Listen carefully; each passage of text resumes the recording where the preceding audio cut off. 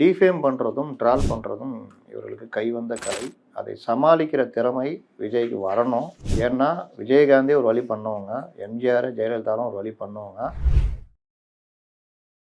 பார்க்கறதுக்கு எங்களுக்கு பர்மிஷன் தரல, ஆனால் தப்பி ஓடிவிட்டாருன்னு சொல்கிறாங்க. அவங்க தப்பி ஓடிட்டான்னு சொல்கிறாங்க, பார்க்கறதுக்கு அனுமதி தரல போலீஸான்றதை ஏன் கோர்ட்டில் சொல்கிறீங்க? மக்கள் மன்றத்தில் நீங்கள் பேச வேண்டியதானே, விஜய் பேச வேண்டியதானே. ஓய்வு பெற்ற நீதிபதி தலைமையில் ஒரு ஆணையமோ இல்லாட்டி சிபிஐ விசாரணைக்கு உத்தரவிடணும். சிபிஐ விசாரணைக்கு ஒரு 3-4 பேர் போயிருக்காங்க. அதில் பாதிக்கப்பட்ட பெற்றோர்கள் போனதுன்றது ஸ்ட்ராங்காக இருக்கும். தாவேக்கா மேல தப்புங்கிற ஒரு ப்ராஜெக்ட் பண்ணிட்டார்ல, இங்கே அது எதிராக அமையும் உங்களுக்கு எதிராகவே? யாருக்கு எதிராக? திமுகவுக்கு எதிராகவே. அரசியல் ரீதியாக இவர்கள் போட்டு அடின்னு அடிச்சது இன்னைக்கு விஜய் அங்கே போய் நிற்கிறாரா? இவர்களுக்கு பலகீனம் தானே.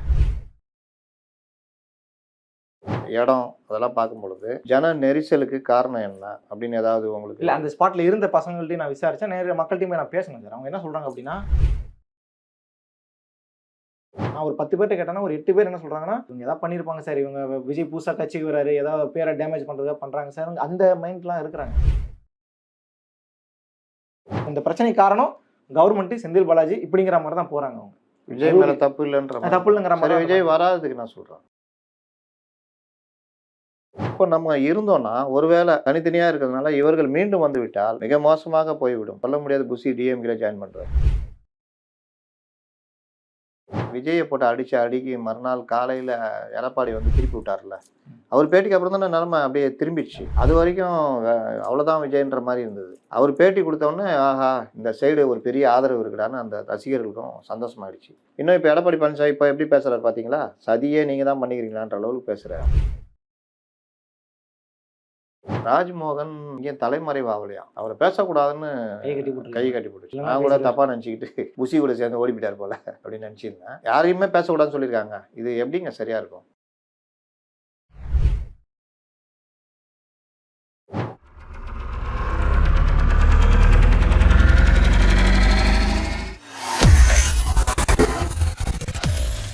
வேலை வேண்டுமா? ப்ளூ ஓஷன் இருக்கிறது. 10th 12th டிப்ளமோ டிகிரி படித்தவர்களுக்கு உணவு, தங்குமிடம், இஎஸ்ஐ, பிஎஃப் இன்சூரன்ஸ் உள்ளிட்ட சலுகைகளுடன் அனுபவத்திற்கேற்ற நல்ல சம்பளம் 15,000 முதல் 30,000 வரை. பெண்களுக்கு முன்னுரிமை. 2,000க்கும் மேற்பட்ட வேலை வாய்ப்புகள் உள்ளன. இப்போதே தொடர்பு கொள்ளுங்கள். Blue ocean.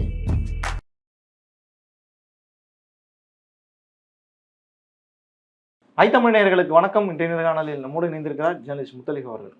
வணக்கம். நேற்று உச்சநீதிமன்றம் நம்ம இப்படிலாம் பேசுவாங்கன்னா நம்ம எதிர்பார்க்கல. பட் ஆனா நிறைய விஷயங்கள் கேட்டிருந்தாங்க. கரூர் சம்பவம் மதுரை உயர்நீதிமன்ற கிளையின் அதிகார வரம்பிற்குள் வருவதால் அங்கு விசாரணை நடைபெற வேண்டும். சென்னை உயர்நீதிமன்றம் ஏன் தலையிட்டு எஸ்ஐ அமைக்க உத்தரவிட்டது? இது ஒரு கேள்வி. ஒரே நாளில் மதுரை உயர்நீதிமன்ற கிளை ஒரு உத்தரவை சிபிஐக்கு மாற்றினது மறுப்பு.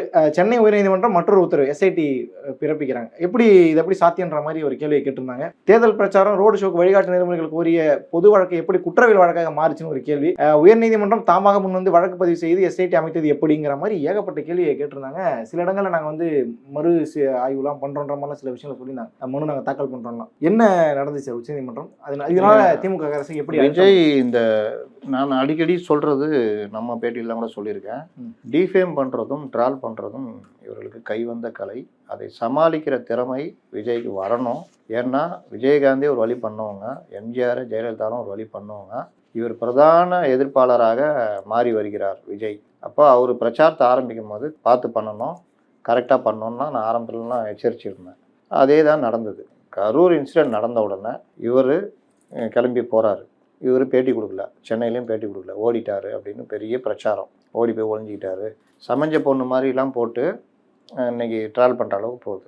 அதுக்கேற்ற மாதிரி இவரும் பேட்டிலாம் கொடுக்கல, எல்லாம் பண்ணல. இவர்கள் சொல்லியும் அந்த தப்பெல்லாம் இருக்குது. தப்பிச்சு ஓடிட்டாரு அப்படின்ற மாதிரி தான் இருக்குது. நேற்று வந்து கோர்ட்டில் இவர்கள் தான் எங்களை பாதுகாப்பு கருதி அனுப்பி வைத்தார்கள், பார்க்கறதுக்கு எங்களுக்கு பர்மிஷன் தரல, ஆனால் தப்பி ஓடிவிட்டாருன்னு சொல்கிறாங்க. அவங்க தப்பி ஓடிட்டான்னு சொல்கிறாங்க, பார்க்கறதுக்கு அனுமதி தரல போலீஸான்றதை ஏன் கோர்ட்டில் சொல்கிறீங்க? மக்கள் மன்றத்தில் நீங்கள் பேச வேண்டியதானே, விஜய் பேச வேண்டியதானே, இல்லை மற்ற நிர்வாகிகள் பேச வேண்டியதானே? தெரியுதா பிரச்சனை எங்கே இருக்குன்னு?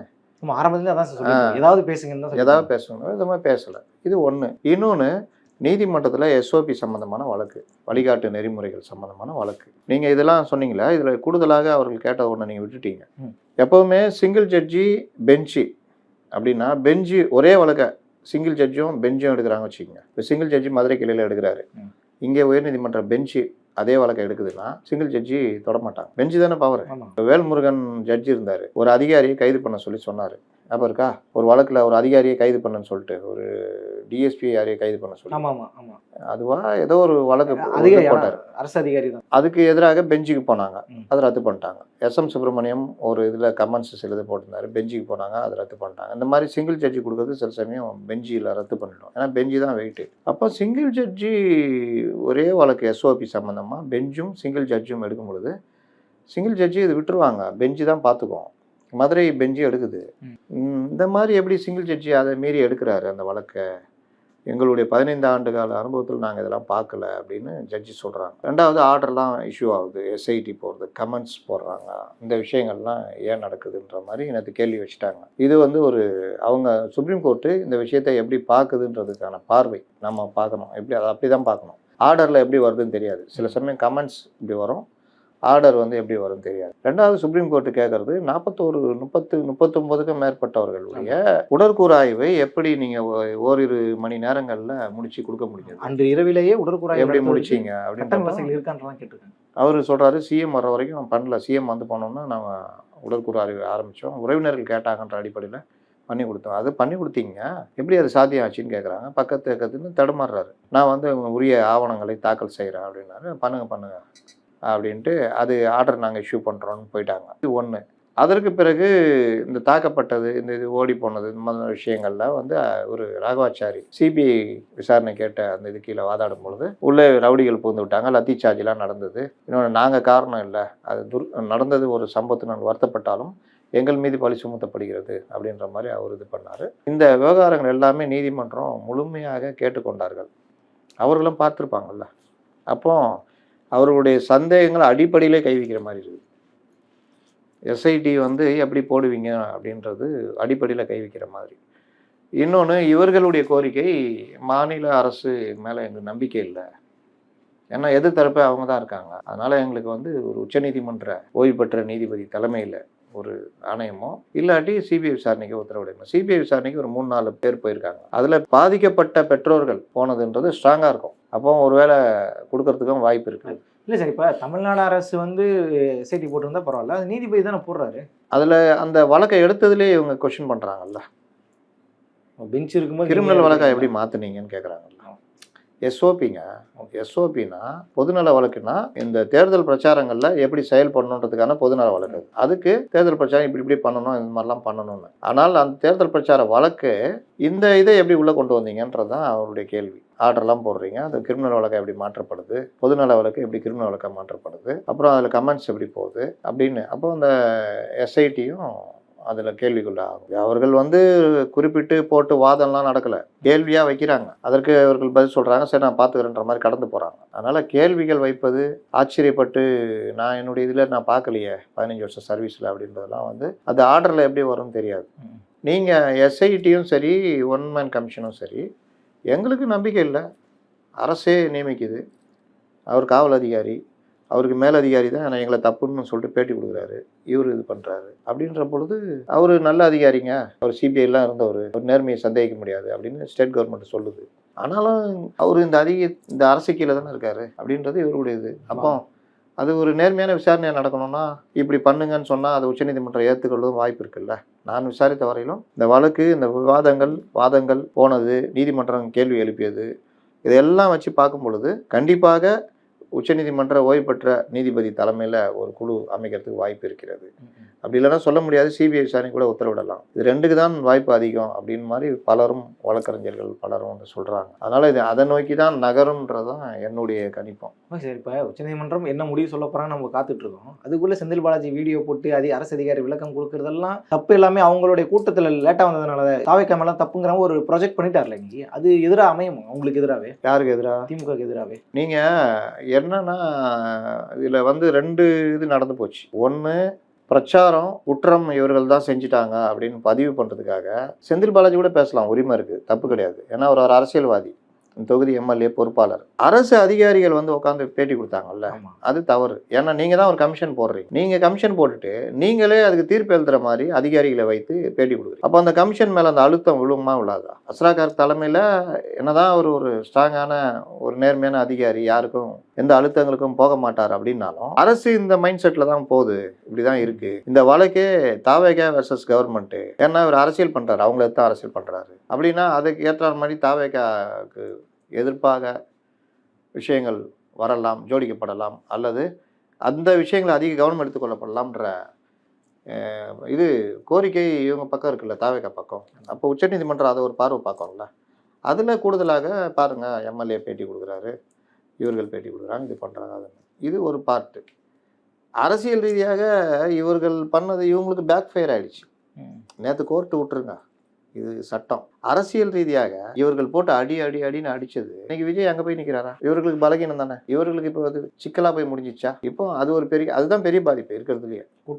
கூட்டணியை நோக்கி நகர்ந்தது தான் பெரிய பாதிப்பு. அதனால நேற்று பார்த்தது இந்த வழக்கறிஞர், இந்த வழக்கு, இந்த பாதிப்பு. அதில் உச்சநீதிமன்ற நீதிபதி, ஓய்வு பெற்ற நீதிபதி தலைமையில் குழுவோ சிபிஐயோ போட்டால் அது எல்லாவற்றையும் தான் பரிசீலிக்கும். இவர்களை மாதிரி முழு காரணமும் அவர் லேட்டாக வந்ததுன்னா, லேட்டாக அவர் வந்தாருன்னா நீங்கள் அனுமதிச்சிங்கன்ற கேள்வி வரும்ல. காலையிலேருந்து இங்கேயே நீதிமன்றமே கேட்டுச்சு. ஸ்பெஷல் ஜட்ஜி அந்த எஸ்ஓபியில் ஜட்ஜி செந்தில்குமாரே கேட்டார். சரிங்க, அவங்களுக்கு 3 to 10 தான் அனுமதி, 7 மணிக்கு லேட்டாக வந்தார், 12ன்னு போட்டாங்க அவங்க. அதனால தான் காலையிலேருந்தே கூட்டம். சரி, காலையிலேருந்தே கூட்டம் கூடுது, 7 மணிக்கு தான் லேட்டாக வராரு. காலையிலேருந்து கூடும்பொழுது அதற்கான என்ன நீங்கள் ஏற்பாடு பண்ணீங்க? ஒரு இது தண்ணீர் மற்ற விஷயங்கள்லாம் பண்ணீங்க. அந்த அவங்க கட்சிக்காரங்க தான் பண்ணணும். பண்ணலன்னா அடுத்து அரசு பண்ணணும்ல. இந்த கேள்விகள்லாம் வரும்ல நாளைக்கு. நீங்கள் என்ன பண்ணீங்க? க்ரௌட் மேனேஜ்மெண்ட் என்ன பண்ணீங்க? உச்சநீதிமன்றத்தில் நாளைக்கு வருமா இந்த கேள்வி? இல்லை அது அவங்க இனி கமிஷன் போட்டுருவாங்கல்ல, அந்த கமிஷன் அவங்க விசாரிப்பாங்க. இல்லை இதுவே கரெக்டுப்பா, பார்த்து பண்ணிக்கங்க அப்படின்னாலும் அப்போவும் மறுபடியும் வேறு சில விஷயங்களுக்காக இவங்க போகலாம், சரியாக நகரில் அப்படின்ற மாதிரி. இப்போ 13-14 தேதியில் போய் சந்திக்க போகிறாரு, கரூரில் போய் சந்திக்க போகிறான்ற மாதிரி ஒரு டாக் போயிட்டு இருக்கு சார். இல்லை எனக்கு 2 கேள்வி இருக்குது சார். ஒன்று என்னென்னா, அந்த சந்திப்பு தாமதமான சந்திப்பு தான் இருந்தாலும் மக்கள் வந்து, ஏன்னா நான் கரூர் போயிருந்தேன், முந்தானே தான் கரூரில் தான் இருந்தேன், ஃபீல்டில் என்ன நடக்குதுன்னு அப்சர்வ் பண்ணுறதை நான் போயிருந்தேன். ஒரு டீம் கிட்ட பொலிட்டிக்கல் ஸ்ட்ராட்டஜி பண்ண ஒரு டீம் கிட்ட போய் விசாரிக்கும் போது அவங்க என்ன சொன்னாங்கன்னா, ஒரு 700 சாம்பிள்ஸுக்கு மேலே நாங்கள் எடுத்தோம். அதில் குறைஞ்சதில் ஒரு 600 பேருக்கு மேலே விஜய் மேலே எந்த தப்பும் இல்லைங்க. அரசு, திமுக அரசு, அதே மாதிரி ஸ்டாலின் கவர்மெண்ட் ஸ்டாலின் இப்படி பண்ணிட்டாரு, செந்தில் பாலாஜி இப்படி பண்ணிட்டாரு, போலீஸோடைய அந்த மாதிரி பாயிண்ட்லாம் சொல்கிறாங்க தவிர விஜய் மேலே யாருமே குறை சொல்லலைன்ற மாதிரி தான் சொன்னாங்கன்னு சொல்லி நம்மகிட்ட சொன்னாங்க. களத்தில் விஜய்க்கு ஆதரவாக கருத்துக்கள் இருக்குது. இந்த சாம்பிள் எடுத்த டீமு பொதுவான டீம் இல்லை அது வந்து திமுகவுக்கு வேலை செய்யக்கூடிய ஒரு டீம். அவங்க சொல்லும்போது எனக்கு நான் முன்னாடியே பதிவு பண்ணேன். இவர்கள் சாம்பிள் எடுத்தாங்க, அதில் 60% மேலே விஜய்க்கு ஆதரவாக தான் இருக்குது அப்படின்னு. அடிக்கடி நான் சொல்கிறது, திட்ட திண்டுக்கல், வைய வைரக்கல்னு விஜயகாந்த் சொல்லுவார். அது விஜய்க்கும் பொருந்துச்சு. விஜய் போட்டு அடிக்க விஜய் மௌனமாக இருக்க என்னங்க பண்ணுவார் அவர் அப்படின்ற இது வந்துடுச்சு. சரி, நீங்கள் பார்த்த வரையிலும் உங்களுக்கு எப்படி தோணுது? அந்த இடம், களம், இதெல்லாம் பார்க்கும் பொழுது இது வந்து அந்த இடத்துடைய இடம் அதெல்லாம் பார்க்கும் பொழுது ஜன நெரிசலுக்கு காரணம் என்ன அப்படின்னு ஏதாவது உங்களுக்கு? இல்லை, அந்த ஸ்பாட்டில் இருந்த பசங்கள்ட்டையும் நான் விசாரித்தேன், நேர மக்கள்கிட்டையுமே நான் பேசினேன் சார். அவங்க என்ன சொல்கிறாங்க அப்படின்னா, இப்போ நம்ம மெயின் ரோடு நம்ம வரோம்ல, இப்போ இந்த கும்பகோணம்னா 2 பக்கம் இருக்கும்ல, இந்த அவ்வளோதான் சார். இடமே ரொம்ப பெரிய இடம்லாம் கிடையாது. இப்போ ஒரு கூட்டம் இல்லை கூட்டம் வருது அப்படின்னா அந்த இடத்த நம்ம நிப்பாட்டுறது அந்த மாதிரிலாம் நான் பண்ண மாட்டோம் பொதுவாகவே. ஏன்னா க்ரௌடு எல்லா இடத்துலையும் பைக் பார்க்கிங், அந்த பக்கம் பள்ளத்தை வேற தோண்டி இதை மூடாமல் வேற இருந்துங்களே. அவங்க சொல்கிறாங்க, அந்த இடத்துல நான் இருந்த இடத்துல சொல்கிறாங்க, பைக் பார்க்கிங்கை வந்து எங்கேயாவது கொஞ்சம் அவுட்டரில் பண்ணியிருந்தா, கொஞ்சம் தள்ளி பண்ணியிருந்தாங்கன்னா இந்த பிரச்சனையும் இங்கே வந்திருக்காது. ஃபர்ஸ்ட் ஆஃப் ஆல் போலீஸ் தான் பைக் பார்க்கிங் ஏறி, ஆனால் அவங்க கண்ட்ரோல் தானே சார் வந்துருச்சுல சார் இந்த இடமே. அதுதான் அவங்க பண்ண பெரிய மிஸ்டேக்கே அதுதான். அதை விட்டுட்டு பேக்கெண்டில் அவங்க ரீசன் இருக்குன்னு சொல்கிறாங்க. பொலிட்டிக்கல் ரீசன் இல்லாமலாம் இங்கே எதுவுமே நடக்கல. அந்த பைக் பார்க்கிங் அவங்க கொஞ்சம் இங்கே வேற எங்கேயாவது வச்சுருந்தாங்கன்னா மக்கள் போகிறதுக்காவது அவங்க வழி கிடச்சிருக்கும். அந்த இடத்துல அவங்க பண்ணது தான் பெரிய மிஸ்டேக்கு. அதில் ஏறி போக கூட முடியாமல் அவங்க வந்து மேலே ஏறுறது, மரத்து மேலே ஏறுறது, வீட்டு மேலே ஏறுறதுலாம் அப்போ தான் நடந்துச்சுன்ற மாதிரி சொல்கிறாங்க சார். விஜய் லேட்டாக வந்ததை பற்றி பொதுமக்கள் கருத்து எதுவுமே இது இல்லையா? நான் கேட்டதுக்கு என்ன சொல்கிறாங்க அப்படின்னா, அப்படிதானே சார், இப்போ யார் சார் கரெக்ட் டைமுக்கு வராங்கிற மாதிரி மக்கள் கடந்து போயிடுறாங்க. நான் ஒரு 10 பேர்ட்ட கேட்டேன்னா ஒரு 8 பேர் என்ன சொல்கிறாங்கன்னா, இவங்க எதாவது பண்ணியிருப்பாங்க சார், இவங்க விஜய் புதுசாக கட்சிக்கு வராரு, ஏதாவது பேரை டேமேஜ் பண்ணுறதா பண்ணுறாங்க சார், அந்த மைண்ட்லாம் இருக்கிறாங்க. இந்த பிரச்சனையை மையப்படுத்தி பேசும்போது அந்த மைண்டில் இருக்கிறாங்க. இது ஓட்டா மாறுமானு எனக்கு தெரியல. பட் பிரச்சனை இவ்வளோ, இந்த பிரச்சனை காரணம் கவர்மெண்ட்டு, செந்தில் பாலாஜி இப்படிங்கிற மாதிரி தான் போகிறாங்க. அவங்க விஜய் மேலே தப்பு இல்லைங்கிற மாதிரி விஜய் வராதுக்கு நான் சொல்கிறேன். பேட்டி கொடுக்காது வராது, அது கேட்டிங்களா? நான் கேட்டேன்.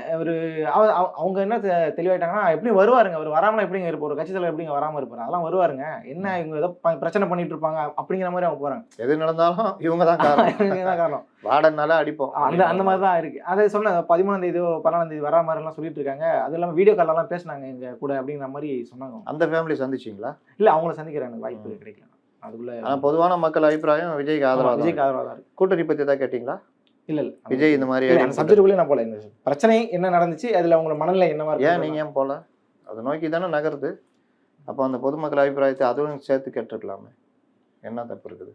இல்லை கூட்டணி பற்றி நான் அது கேட்கல, அந்த இடத்துல நான் கேட்கல. மறுபடியும் ஒரு அமௌண்ட் நான் போகிற மாதிரி இருக்கும். நான் போயிட்டு நான் அந்த கேள்வி வைக்கிறேன். சென்னையிலே எடுக்கலாம் நீங்கள். சரி, இப்போ அந்த இதில் வந்து பொதுவாகவே மக்கள் வந்து விஜயை தவறாக நினைக்கல. ஆமாம், அந்த மாதிரி தான். அவர் பேட்டி கொடுக்காத பற்றியும் ஒன்றும் பெருசாக பேசல. தவறாக பேசுகிறவங்க அப்படின்னு யாருன்னு பார்த்தா கட்சி தொடர்புடையவர்கள் தான் இருக்கிறாங்க. திமுகவோட கூட்டணிகளோட தொடர்புடையவங்க. அவர் ஒழுங்காக வந்து பண்ணியிருக்கலாமேன்ற மாதிரி அந்த பாயிண்ட் ஆஃப் ஒரு விமர்சனம் வைக்கிறாங்க. ருசி ஆனந்த் தலைமறைவானதை பற்றி ஏதாவது அதை பற்றி வாயை தரல. அவங்க மைண்டில் இருக்கிறது பூரா விஜய்ன்ற ஒரு முறை தான் இருக்காங்க. ரைட்டு. இப்போ 13/14 அவர் டேட்டு கேட்டார். அதில் நீங்கள் டிஜிபி ஆஃபீஸில் ஒரு முதல்ல மனு கொடுத்தாங்க, நீங்கள் எஸ்பி ஆஃபீஸ் கொடுங்கன்னு சொல்லிட்டாங்க. அதில் இவர்கள் தரப்பில் வச்ச கோரிக்கைகள்லாம் எடுத்துக்கிட்டு டீகோட் பண்ணிகிட்டு இருக்கிறாங்க.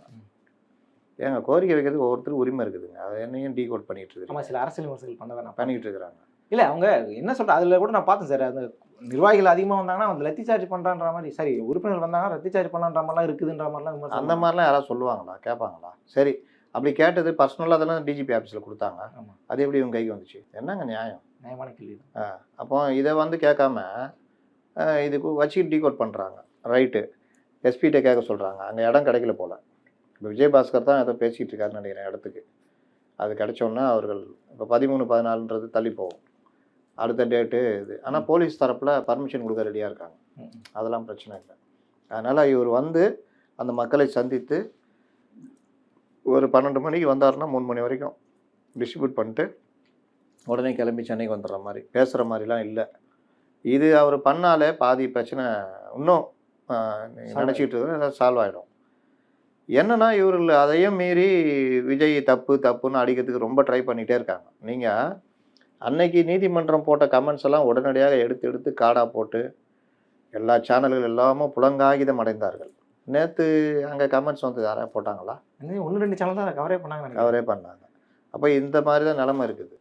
அதனால் விஜய் வந்து இவர்கள் இவ்வளோ பண்ணதுடைய விளைவு, அவர் இன்னொரு முடிவை எடுக்கிறது நோக்கி தள்ளப்படுகிறார். தன்னுடைய கட்சி இதை எதிர்க்கிற அளவுக்கு நமக்கு பலம் இல்லை, அப்போ நம்ம வந்து ஒரு பலமானவர்களோடு சேர்ந்து இவர்களை முதல்ல வீழ்த்திடலாம், அதற்கு பிறகு மற்ற அரசியல் இதை பார்க்கலாம். இப்போ நம்ம இருந்தோம்னா ஒருவேளை தனித்தனியாக இருக்கிறதுனால இவர்கள் மீண்டும் வந்து விட்டால் மிக மோசமாக போய்விடும். சொல்ல முடியாது, புஷி டிஎம்கேல ஜாயின் பண்ணுவார். அந்த மாதிரி என்ன பண்ண மாட்டாரா? எவ்வளோ நாள் தான் மறைஞ்சு வாழ முடியும்? நீங்களும் தோத்தினா இருப்பீங்க. அப்போ இருக்கின்ற இடத்திலே இருக்கின்ற கட்சியிலேருந்து மாறுறேன்னு சொல்லிட்டு செந்தில் பாலாஜி பிஜேபி போய்ட்டு வரும் இடி கேஸுக்கு. யார்? செந்தில் பாலாஜி. அப்படி ஒரு டாக் ஓடிக்கிட்டு இருக்குது. அது 2026 பிறகு தெரியும். அப்போது இந்த மாதிரி நடக்கிறதுக்கு நம்ம ஏன் விடணும்? நமக்கு ஒரு வாய்ப்பு இருக்குது அப்படின்றதுனால அந்த சைடு பேசுனாலும் இப்போ அவர் அதை நோக்கி நகர்றாரா? கிட்டத்தட்ட முடிவு அடைஞ்சதுனால தான் எடப்பாடி பழனிசாமி பேசுகிறார், இல்லாட்டி பேசுவாரா? இல்லை, அந்த கூட்டத்தில் கூட அது ஆதரவாக கொடுக்குறாங்க. அதாவது பிள்ளையார் சொல்லி போடப்பட்டுச்சுன்னு சொல்லி ஒரு பேசினால அதில் ஏதோ ஏடிஎம்கே டிஷர்ட் போட்டுட்டு தான் தாவேக கொடி பிடிச்சிட்டு சொல்லி ஃபோட்டோலாம் வந்துச்சு சார். அது 3 பேருக்கு டிஎன்ஏ டெஸ்ட் எடுத்து பார்த்ததில்ல ஏடிஎம்கேன்னு தெரிஞ்சு போச்சு. மறுநாள் 30 பேர் வந்தாங்க. என்ன பண்ணீங்க? 4 கூட்டத்துலையும் வந்தாங்க, நமக்கு வரைக்கும் வந்தாங்க.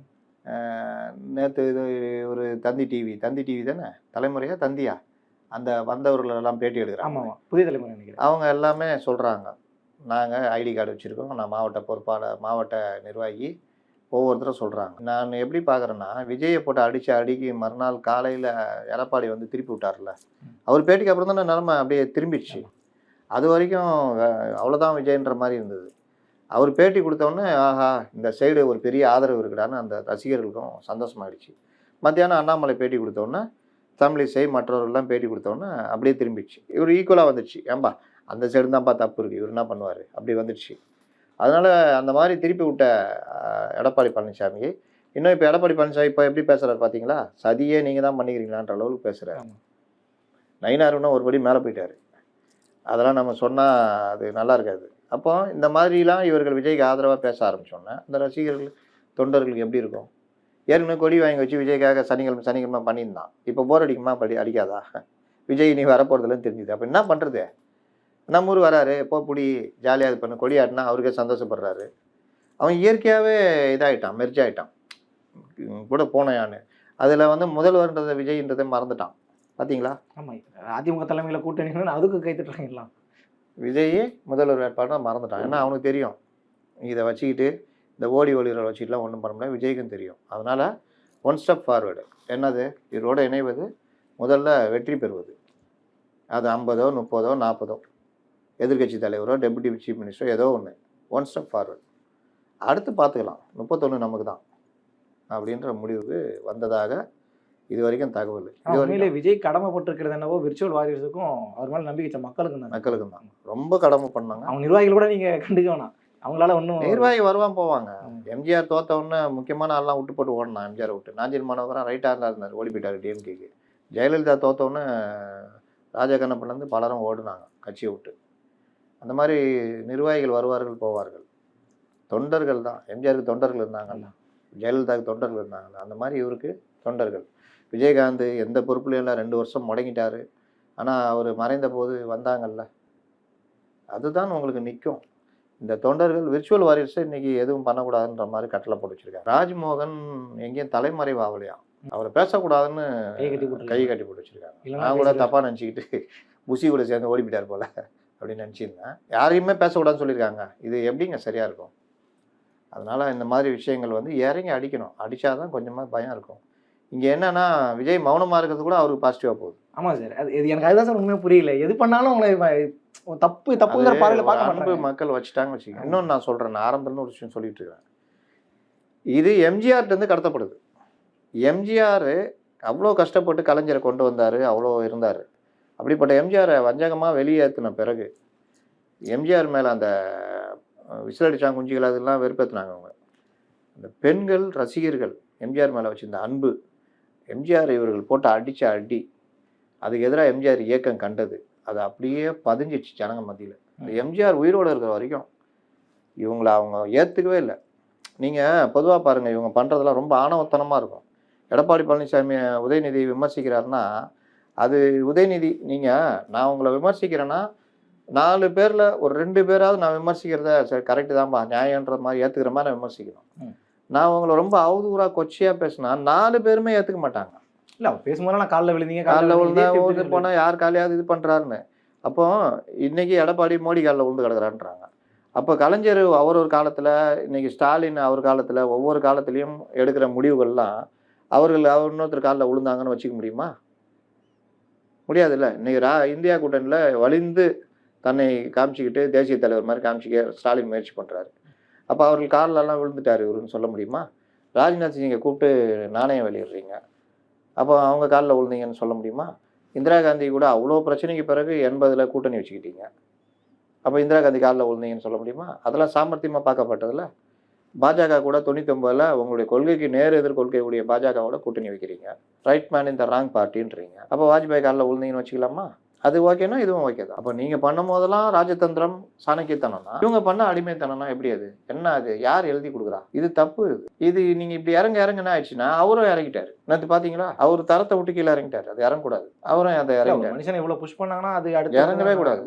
இறங்கவே கூடாது. அது என்ன ஆகும்னா, தமிழக அரசியலில் ஒரு மோசமான நிலையை கொண்டு போய் விடும். இது இவர்கள் பண்ணுறாங்கன்றது வெளிப்பட்டுக்கிட்டே இருக்காங்க. இல்லை, நான் உங்கள்கிட்ட கேட்கணும்னு நினச்சேன் நான். இப்போ நான் எம்ஜிஆரை பார்க்கல, பட் அவர் அரசியல் என்னங்கிறத நம்ம கவனிச்சிருக்கோம். நீங்கள் பார்த்துருப்பீங்க, அந்த எம்ஜிஆர் இருக்கிற நீங்கள் சொன்னது போல் ஆதரவு, பெண்களுடைய ஆதரவு, இந்த ரசிகர்களுடைய ஆதரவுங்கிறது அப்படியே கடத்தப்படுதா விஜய் அவர்களுக்கும்? அதுதான் அப்படியே மிஸ் பண்ணிட்டேன். எம்ஜிஆருடைய ஆதரவு கடத்தப்பட்டதில்ல. எம்ஜிஆருக்கு பிறகு ஜெயலலிதா வர்றாங்கல்ல, ஜெயலலிதாவை பெண்ணுன்ற முறையில் ரொம்ப டீஃபேம் பண்ணி ரொம்ப கொச்சையாக பண்ணும் பொழுது ஜெயலலிதா சட்டசபையில் தாக்கப்பட்டது. இது எல்லாமே அப்புறம் ஜெயலலிதா கைது பண்ணப்பட்டது. 96ல் அவங்க படுதோல்வி. ஜெயலலிதாவை தோத்துட்டாங்க, அதோட விட்டுருக்கலாம். அவங்கள கைது பண்ணுறீங்க, கைது பண்ணதோட விட்டுருக்கலாம். அவங்க வீட்டுக்குள்ள ரைடு போறீங்க, அதோட கம்மி இருக்கலாம். சேனலை கூட்டு போய் அதையெல்லாம் எடுத்து போட்டு காமிக்கிறீங்க. பார் எவ்வளோ புடவை, பார் எவ்வளோ செருப்பு, பார் எவ்வளோ நகை. எந்த பணக்கார வீட்டில் இருக்காது? அதுவும் ஜெயலலிதா வழியா பணக்காரங்க, நடிகை, அவங்க அம்மா நடிகை, ஒரு நடிகை. அப்போ இதெல்லாம் காமிக்கும் பொழுது நீங்க திருப்தி அடைஞ்சிக்கலாம். ஆனால் பொதுமக்களுக்கு கோபம் வருது. இந்த அம்மா பண்ணாங்க, ஏதோ தோத்துட்டாங்க. இப்படி தான் பார்க்குறாங்க. எல்லாருமே எப்படி பார்ப்பாங்கன்னா, அந்த அம்மா ஆட்நாட்டுக்கு தோத்துட்டாங்க, அதுக்கப்புறமா அந்த அம்மாவை போட்டு கைது பண்ணுறது, ஜெயிலில் போடுறது, அவங்க வீட்டுக்குள்ளே போகிறது, எடுத்து போகிறது, இதெல்லாம் என்ன நியாயம்? அதோடைய விளைவு என்ன ஆச்சுன்னா, இவர்கள் நினச்சிட்டு இருக்கிறாங்க நம்ம இதெல்லாம் போட்டால் இன்னும் ஜெயலலிதா ஒன்றும் இல்லாமல் போயிடுவாங்கன்னு. ஆனால் நீங்கள் இந்த வேலையை தான் பண்ணுவீங்க, யாரை பண்ணுவீங்க பாவீங்களா? ஜெயலலிதாவையும் பண்ணுறீங்க. அப்படி கடத்தப்பட்டது. அதோடைய விளைவு என்னன்னா 98ல்